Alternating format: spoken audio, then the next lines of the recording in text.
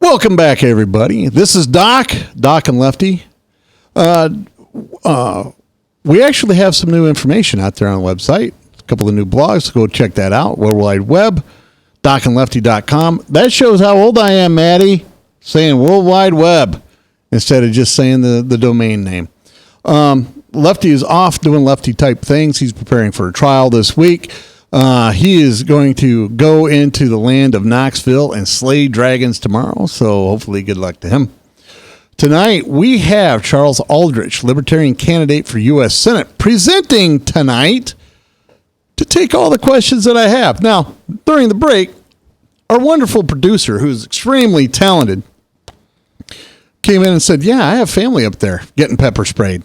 And I'm like, you're that dedicated to this show that you're not willing to drive up there to the Bakken pipeline and take a face full of pepper? And she said, I love you that much, Doc. So I'm grateful that she's here. So I can't wait to see what the non-Fox media makes of this, because apparently her cousin is pregnant, got pepper sprayed. Now, Charles, do you agree with pepper spraying a pregnant lady? No, I don't agree with pepper spraying anyone who is not a violent protester. These are not violent protesters. They just want the construction stopped of the pipeline that is going to go under a river that feeds their property. Their reservation, the only water that comes to their reservation is going to have the pipeline go under it. So when, not if, the pipeline breaks and spills, it's going to pollute their water. Their whole reservation is going to have polluted water once that pipeline breaks. Now, during the break, you got pretty animated when Maddie and I were talking about this. You wanted to explain really what's going on, what kind of property there is, if it's on public, private, and the rest of it. So go ahead and explain a little bit about what's going on up there at this protest center.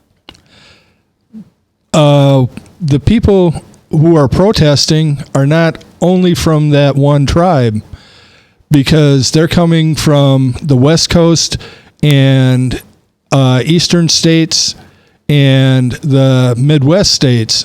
They've got enough people in there that they've got somebody who's making meals for these 5,000 protesters, because they've got enough people that they have to be able to feed them, otherwise they won't be able to stay. All right. So what Maddie had explained is that there's actual barricades from between the public land and the private land, and that there's a security firm, and that's what's leading to a lot of the violence. But they didn't have a security firm. How long ago was it, Maddie? A month ago that they set the equipment on fire? But they had $1.5 million worth of equipment sabotaged, set on fire, and then they called in the security firm. And now there's these protests.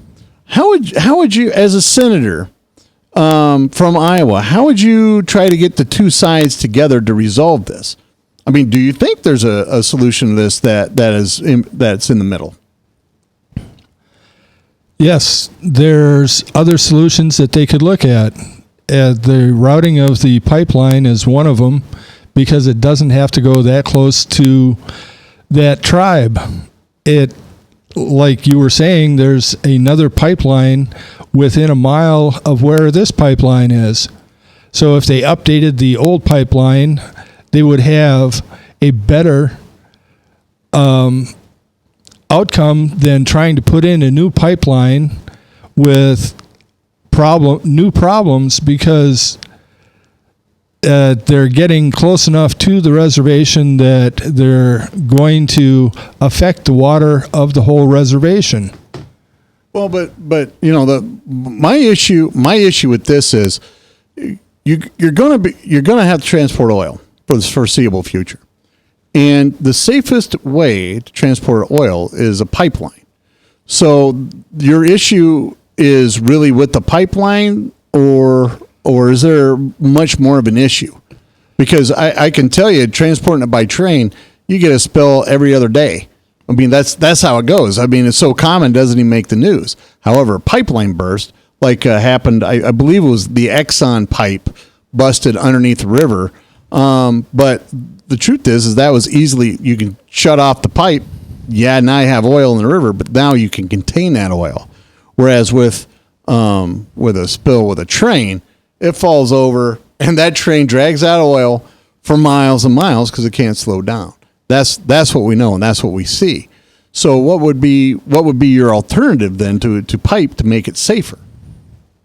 Like you said, the pipeline is the safest, cleanest way to go. But the route was brought in by eminent domain because somebody said we want to go this way. And so eminent domain in the various states, they managed to get what they shouldn't have gotten, and it's a private company, so eminent domain is the wrong place to use it. What they should have done is had the companies that are putting the pipeline together deal with the actual owners of the property and get permission from them or buy the property from them so that they could run the pipeline through. All right. Also, one of the things that I know is that whenever you're up in North Dakota, South Dakota, in fact, Iowa, Nebraska, you're going to come across sacred sites. The Loess Hills are sacred sites. The effigy mounds are sacred sites. They're now digging through sacred sites along the Bakken pipeline. How would you try to get the Bakken pipeline people to change a route? How would you get them to do that? The first thing is there's refineries in the Twin Cities and in Chicago, and they're running this pipeline from North Dakota to Louisiana. So they're exceeding how far they actually need to put the pipeline in.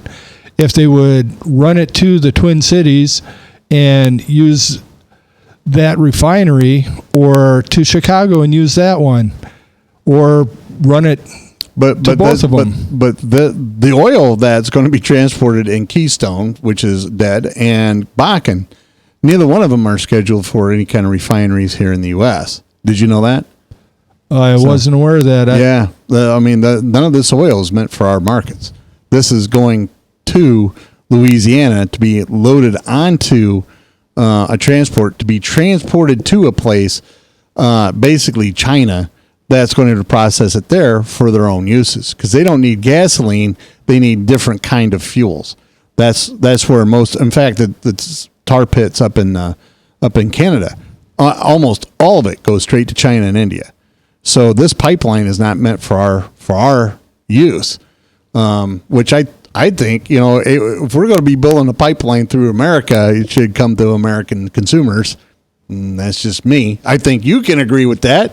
Yeah, absolutely. So we're up against another commercial break. We're going to get off the Bakken pipeline.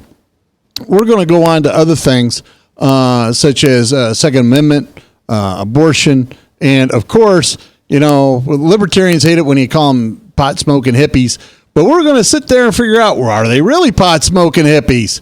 We'll be back right after this break. Thanks, everybody, for tuning in. We couldn't do what we do